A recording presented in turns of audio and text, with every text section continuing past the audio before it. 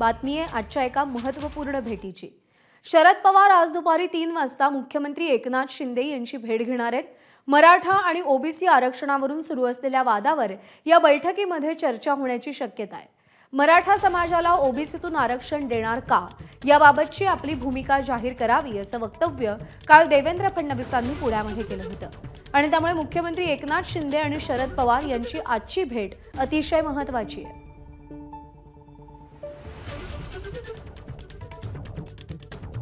मराठा समाजाला ओबीसी प्रवर्गातून आरक्षण द्यावं याच्यासाठी सध्या मराठा समाज आक्रमक आहे आणि त्या पार्श्वभूमीवर विरोधकांची नेमकी भूमिका काय हे जाणून घेण्याचा सरकारने सातत्याने प्रयत्न केलाय।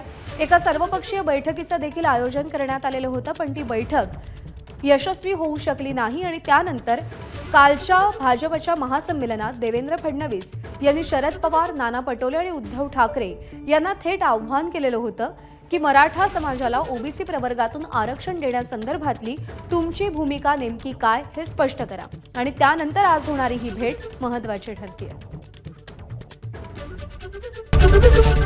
एबीपी माझा, उघडा डोळे बघा नीट।